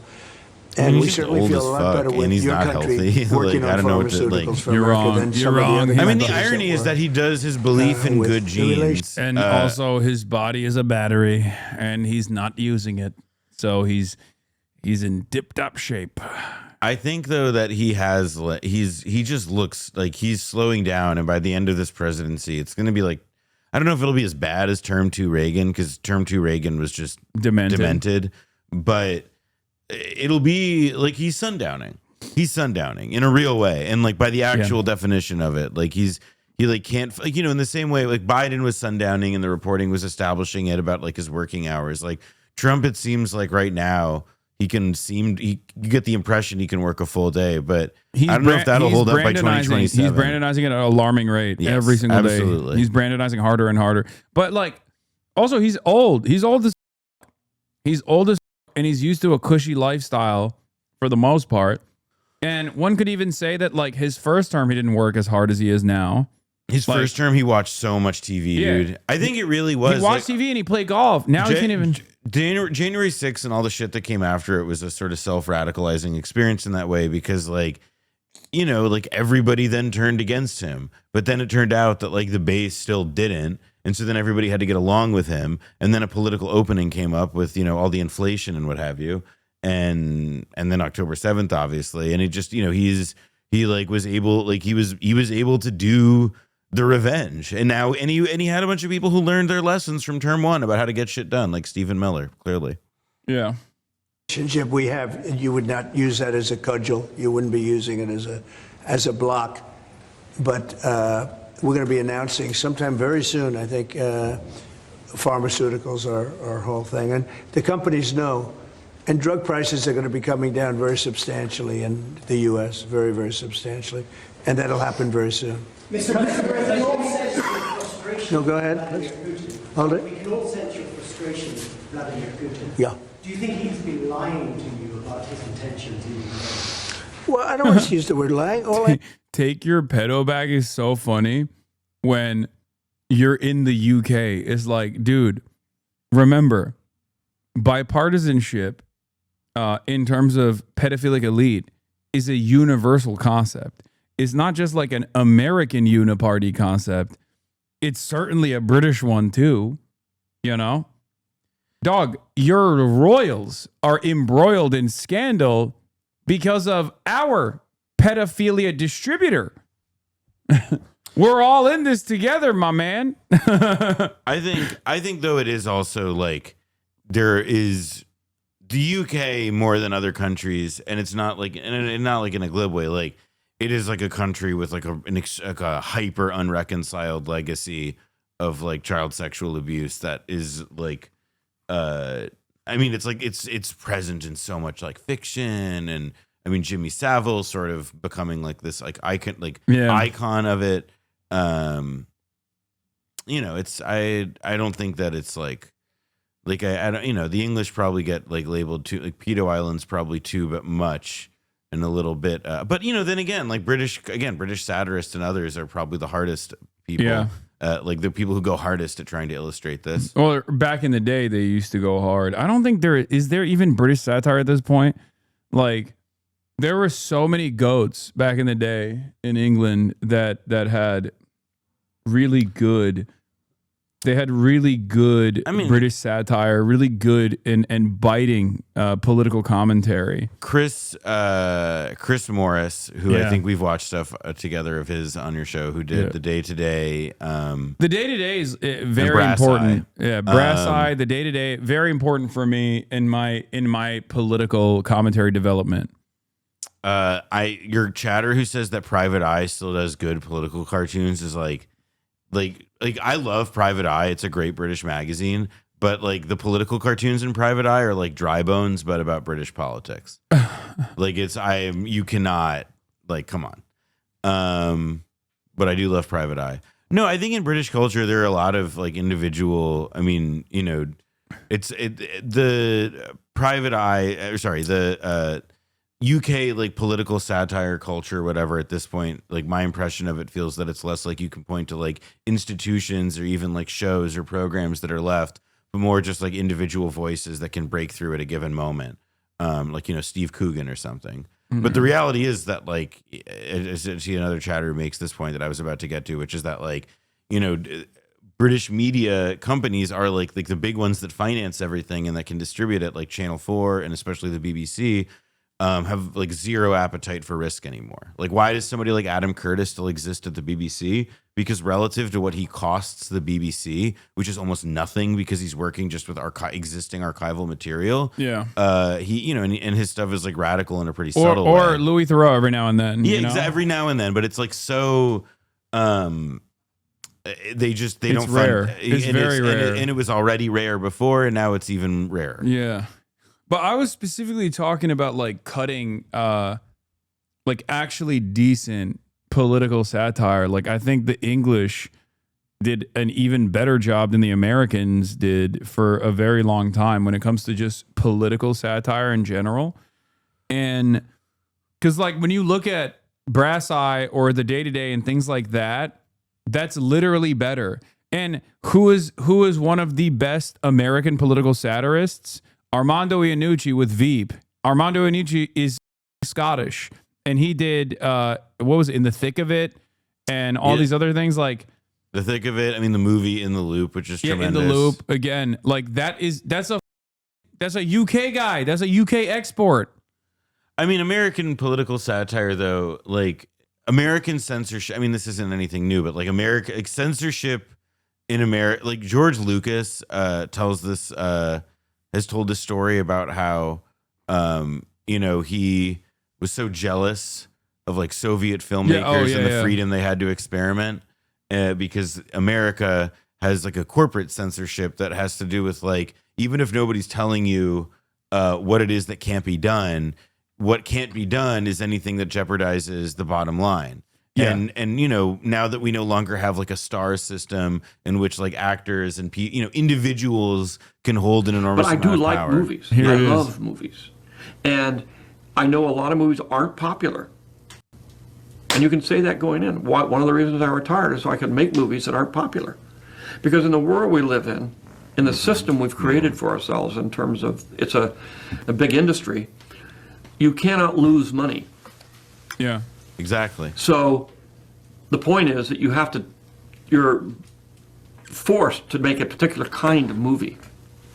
And I used to say this all the time when people, you know, back when Russia was the Union of Soviet Socialist Republics. And they'd say, oh, but aren't you so glad that you're in America? I said, well, I know a lot of Russian filmmakers. They have a lot more freedom than I have. All they have to do is be careful about criticizing the government. Otherwise, they can do anything they want. Someone is just like, who's this? Dog. That's crazy. That's crazy. Oh, open the schools. Open the schools. That is George Lucas. Okay. George Lucas, the man responsible for Star Wars. I want to see the next message after this. I want to see when they Google George Lucas. Who literally is responsible for Star Wars and also openly said Indiana that he Jones. tailored openly said he tailored the good guys in Star Wars off of the Viet Cong. Yes, sure, he stole a bit from Dune. Fair, okay. I don't disagree with you there. But like, Star Wars, a franchise, is become this like explosive thing because of George Lucas's vision originally. And I say this as someone who's not the biggest Star Wars fan in general. But to say who's George Lucas is crazy. It's like saying who's Walt Disney. I'm a Trekkie, bro. That's even worse. If you know enough, know enough about like science fiction, like TV culture, to call yourself a Trekkie, that you don't know who George, like, bruh, bad. Yeah, I do think though that So what like, do you have like this point that he's making though is like in America, related to what I was saying a minute ago. In America, you can't make certain things if like the way that our censorship is enacted is that like you have to imagine like what won't jeopardize the bottom line. And like, sometimes it's like like obviously on an aesthetic level or an artistic level, it's about the costs that you may want to incur for how to portray something. But obviously what we're all thinking about is like all of the subjects that you're just not allowed to depict or talk about. bro. It's literally it's manufacturing consent. That's what like the filters that exist in media that are not imposed upon people directly, but instead like self-imposed. That's what he is describing here. It's the profit motive being the most successful mechanism for censorship or self-censorship rather. That's it. That's what he's describing. Whereas like if you look at arts, if you look at movies as a part of like an arts program that is government funded, that has only one primary interest, which is to let people's creative freedoms go wild and have people express themselves, then you have technically more liberties. Then you can take more liberties with whatever vision you have. To do. You have to adhere to a very narrow line of commercialism. And there's only certain, look, when I started in the 70s, it was like this. I could say Russia was like this, but we were like this. You could do a certain kind of movie. And I flaunted that system. I mean, THX, my first film, is definitely not an American film, and I shoved it in sideways. And Francis helped me trick the studio. Yeah, right. They would have never let me make that movie if they knew what I was doing. Yeah, and as we've said, the original trilogy of the Star Wars that George Lucas created, he specifically designed it around asymmetric warfare between the Viet Cong and the imperialist forces. The Empire was America. Yeah, I would also add that like a big piece of this though was that like the situation has just degraded so substantially though in the last like 50 years. There's no.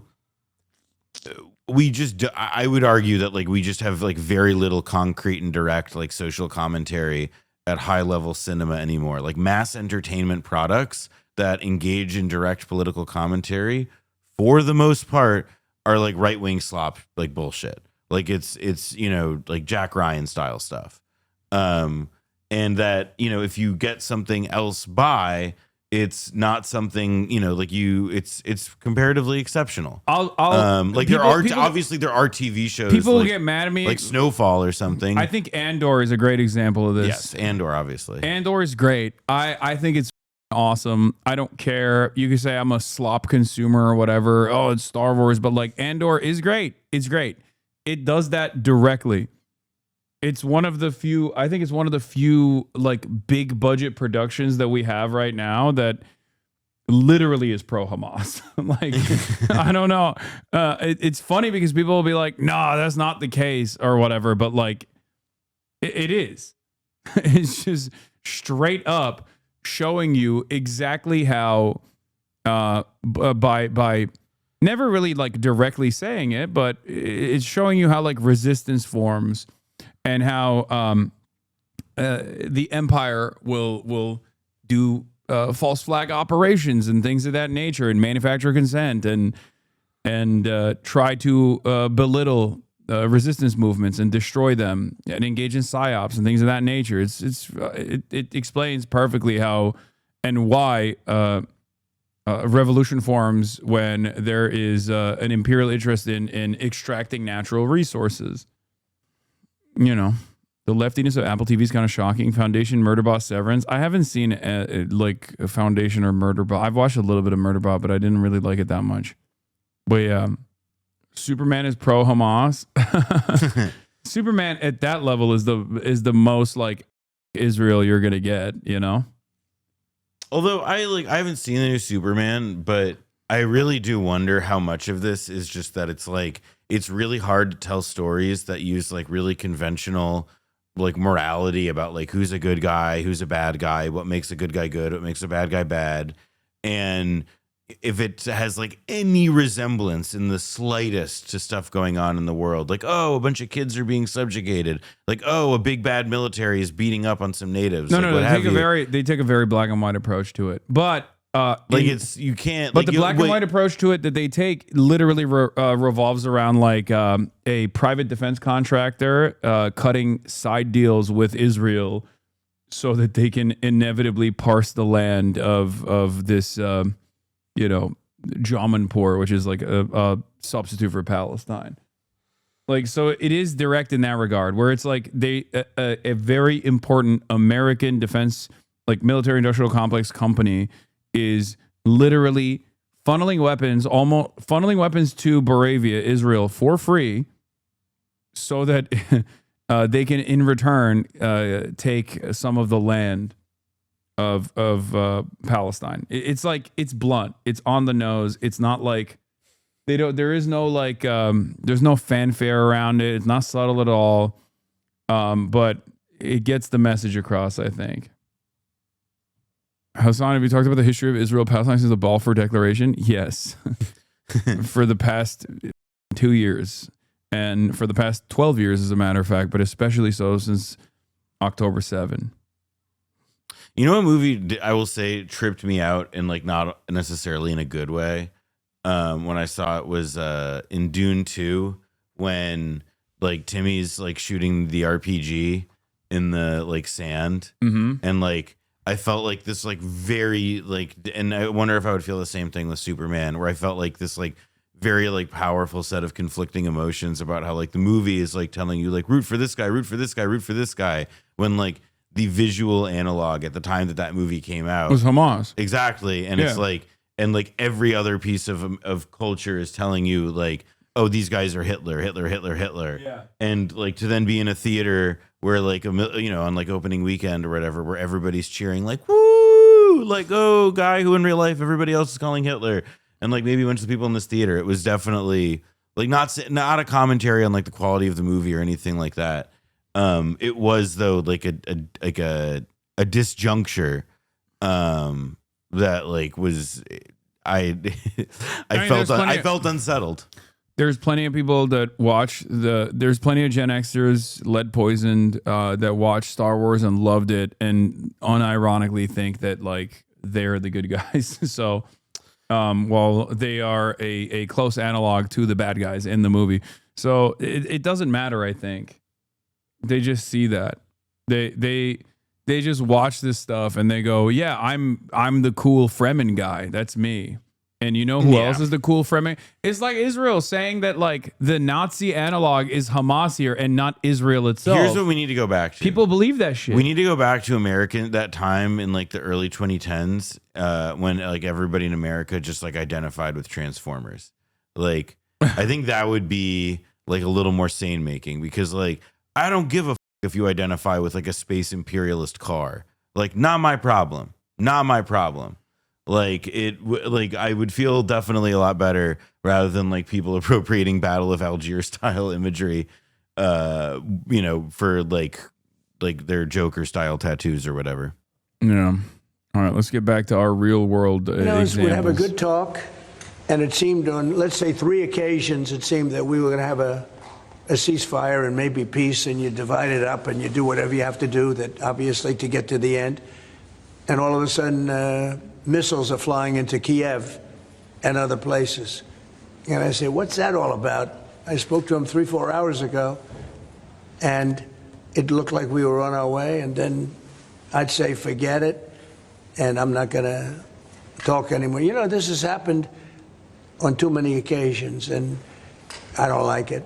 I don't like it. You don't like it. Social media sites. There are new powers here to censor your sites. states mandate. To censor. Only thing he doesn't like about the Russia situation is that like his best friend has made him look like a fool. My side? Censor your side. You mean truth? Truth, Josh? I mean truth. Is that okay? Well, I don't think he's going to censor my site because I say only good things. Will you Yeah. please uncensor my site? Yeah, we're not censoring anyone. We've got some measures which are there to protect children, in particular from sites like suicide sites. We've had too many cases in the United Kingdom of young children taking their own lives, and when you look through their social media, they've Yeah, been bro. Probably because they're living through your government. Probably because they're children forcing themselves to live in the UK under the rulership of Lord Kid Starver. Give them an opportunity to express themselves and enjoy themselves, and you know, maybe the situation will change a little bit. accessing. Yeah, I've been to Birmingham. Okay, that's all I'm gonna say. I've been to Birmingham for like, I think it was like what, 48 hours total, and I totally understand why the rate of suicide is up. Okay, if I was there for a little bit longer than 48 hours, I wouldn't be here right now. That's all I'm gonna say. Sites which talk about suicide and encouraging, if you like, children down that road, and that is what we want to stop. Nothing about censoring free speech. down But that this country is the proud free speech in this country has been for For 48 hours, you were the happiest man in Birmingham? Yeah, because I knew I was going to leave eventually. That's it. No, it's really bad. It's not, I'm not even like joking when I say this. It's literally like their most famous thing is a mall. Like they have like a shopping center. I'm gonna be honest. Is bad. That's a lot of America, dude. Oh, for sure. But also, but imagine now you're surrounded by English people and the weather is shit. Like, it's like there are plenty of places in America like that, but it's raining all the time, or if it's not raining, it's incredibly gray. And everyone's like, well, you doing, lad. Hey, what you doing? Imagine if everyone in Detroit was like that. Like, oh yeah, it's just, yeah. Hell, what you saying then? That's why Black Sabbath is from there. Alabama's Birmingham is better only in that it's not English and sometimes the weather is good. Yeah, exactly. very long time. We're very, very proud of it. We will protect it forever. But at the same time, I personally feel very strongly that we should protect our young teenagers, and that's what it usually is, from things like suicide sites. I don't see that as a free speech issue. I see that as a child protection issue. We actually passed a bill in Congress. Yes, I'd like to starve the children. I'm kid starver, not kid killer. I do not want them to commit suicide. I just want them to you must be looking starve. for Kid Toucher. He's down the hole. Yes, yes. It's headed up by my wife, actually, which was... This is 10 times as big as anything you've ever said about Israelis, and I'm here for it. Yeah, that's true. That's true. Ain't nobody gets mad when I say shit about the English, okay? But you've seen the meme about like the Manchesterification of the U.S. and like the world. What do you mean? Like the people wearing the same outfit? Like yeah. Like having veneers and like bad tans. Yeah, and what is that? I don't understand. Like why everyone wears those like skin tight pants and like skin tight button up shirt. They get the veneers. It's crypto guys. I mean, they all look the same. It's crypto. It's Magaloff. Trying to think what the other like qualities of it are. I mean, I think of like bad jeans, but the veneers are what stick out. The veneers and the tan. Yeah. Shagaloff, mate. No.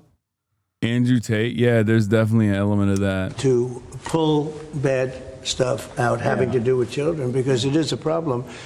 But I cannot imagine him censoring Truth Social. This I just woke up in a fucking steaming mood, yeah? Because I live in a shithole.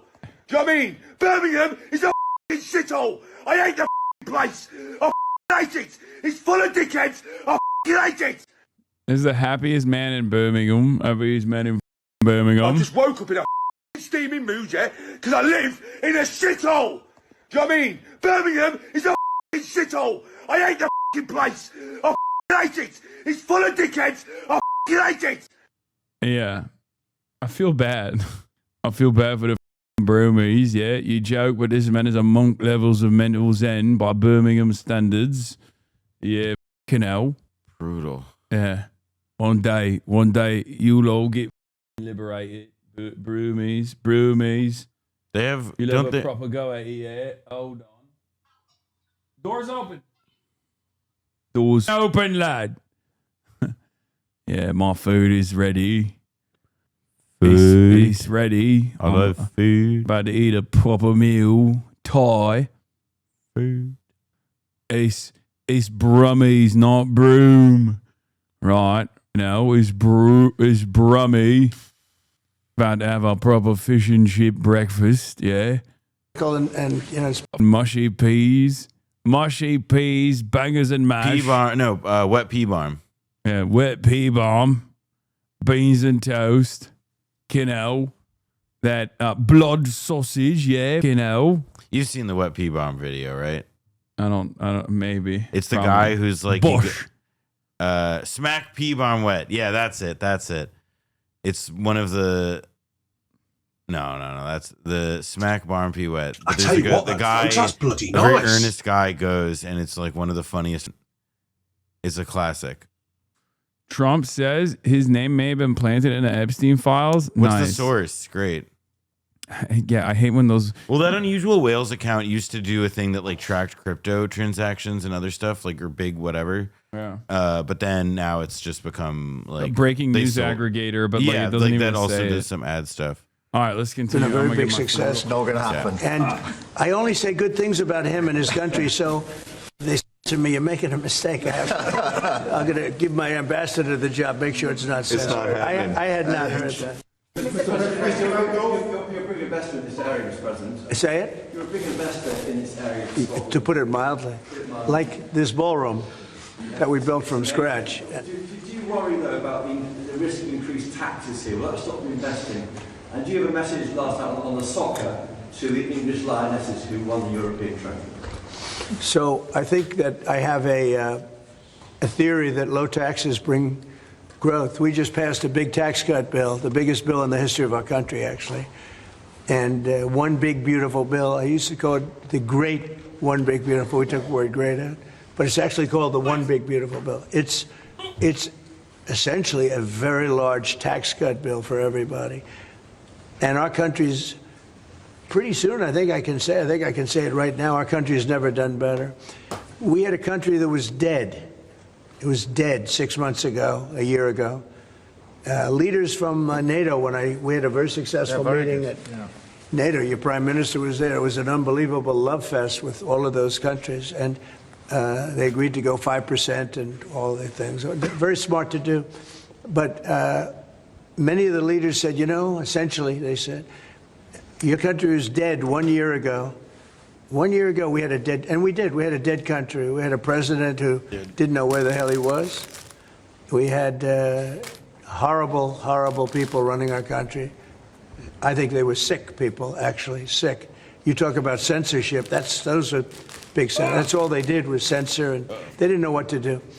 And they had high taxes. They wanted more tax. Total censorship, transgender for everybody, men playing in women's for everybody. Everything bad they wanted, and they still do. That's what they still do. That's why they're down at 15% or something. I saw it today, the lowest that the other part of the Democrats have ever been. But no, I find that when you lower taxes, you get growth. I will say this, and the Prime Minister hasn't been here very long on all fairness. I think he'll be a tax cutter, but. I find that as we cut taxes, we did more business. In my first tax bill, we cut taxes from 39% down to 22%. And we ended up at the end of the first year, when it was still a little raw, we ended up taking in much more revenue than we did at 39%. It was pretty amazing. And we're taking in a lot of revenue right now. And this was an additional tax cut. So I find, for whatever it's worth, tax cuts are very good. Russia moved up the deadline. It's now 10 or 12 days. Is the sanction the same that you're going to slap a 100% tariff on anybody who does business with Russia? So what I'm doing is we're going to do secondary sanctions unless we make a deal. And we might make a deal. I don't know. You don't know. It's we've done so many peace deals. this is the one I started out with, and I know President Putin called me. He wanted to know if I could help him with Iran. I said, no, I don't need your help with Iran. I need your help with Russia. And so that's the one deal that continues to linger. And we're losing 5,000. They're losing. I'm not losing. You're not losing. But 5,000 Russian and Ukrainian kids a week are dying. And that's not mentioning the people that are dying also in towns where, he's lobbing missiles into certain towns like Kiev. And he's got to make a deal. It's too many people are dying. It's a really bloody war. And the 5 now, they're really telling me that number is obsolete. It's like 7. That's terrible. So you have 7,000 Russian and Ukrainian soldiers dying every single week for no reason whatsoever. So you would think, based on common sense, you would think he'd want to make a deal. We'll find out. Publicly, have you had any other Ukrainian channels conversations with the Russians reiterating this? In what? Reiterating this new pressure and deadline. Yeah, well, we're going to have you're the press. I'm reiterating it to you. I'd say 10 to 12 days. I'll announce it probably tonight or tomorrow. But there's no reason to wait. If you know what the answer is going to be, why wait? And it would be sanctions and maybe tariffs, secondary tariffs. You know what a secondary tariff is. And look, the Russian economy, I don't want to do that to Russia. I love the Russian people. They're great people. I don't want to do that to Russia. But this thing, they're losing a lot of Russians. They've lost 1 million Russians. And that's the, sons. That's the sons and daughters of Russian families. They leave the house. They go, bye, Mom, bye, Dad, and then they get blown away. And Ukrainian, too. Look at Ukraine. It's a disaster what's happened there. But it continues to go on. As you know, we made a deal where the European Union is essentially involved, but it's NATO, and we're supplying weapons to NATO. NATO's now paying because the United States, because of Biden's in for $350 billion, the European nations are in for about $100 billion. Should be the opposite way, by the way, because we have a big ocean in between. Should be the opposite way. But I think that eventually something's going to happen. It should happen fast. So many people are dying. When I settled out with Congo and Rwanda, they lost almost 8 million people. And it just made so much sense. And if I didn't get involved, they wouldn't have done it. They weren't even thinking about settling it. It was just going on forever. And nobody could go into those territories because they'd get killed. They'd get killed. And now they have I hear it's a whole different ballgame. We settled it. This is one that should be settled. Russia, Ukraine. This is one that really should be settled. Mr. President, Scotland's First Minister has today set out his plans for a second referendum on Scottish independence. Can I get your reaction to that as someone with deep ties to Scotland? Prime Minister, can I also get your thoughts on that? If the SNP do win a majority in next year's election, then they have the right to hold a referendum, Well, I don't want to get involved in your politics. We got enough politics of our own. I will say that I predicted what was going to happen the last time. You remember, I was opening the first course over at Aberdeen, and I was over here, and at the same time, and they asked me that question. I made a prediction. It was the day before the vote, and I made it correct. I like to be correct, but I made a correct prediction. I don't know. I do say that when they made that deal, somebody said that it was, and I remember this very distinctly. I said, could they do this all the time? There was a little bit of a restriction, like 50 or 75 years before you could take another vote, because, a country can't go through that too much. I don't know the First Minister, but I've heard great things about him. I've spoken to him. I hear very good things about him, and I'm meeting him today, so maybe I'll have a better opinion then. Let me answer that straightforwardly, because I believe in a stronger Scotland, in a better United Kingdom. And I think that at a time like this, when it's quite clear that there's uncertainty and volatility around the world, the strength of the United Kingdom together is very important for all 4 nations, very important for Scotland. And that should be our priority, that should be our focus, not on the politics, which feels like the politics of yesteryear now, at a time like this. And I think that the First Minister should probably focus more on his delivery in Scotland than on his constitutional issues, and we might have a better health service in Scotland. But at a time like this, I think the United Kingdom is always stronger as four nations. I think that's better for all four nations. I think that's how Scotland is stronger. Look at the deal that we've been able to do with the United States. A really important great deal for the United States that we made just months ago. That is what the United Kingdom can do when we act as a powerful set of four nations together, and there are very many other examples.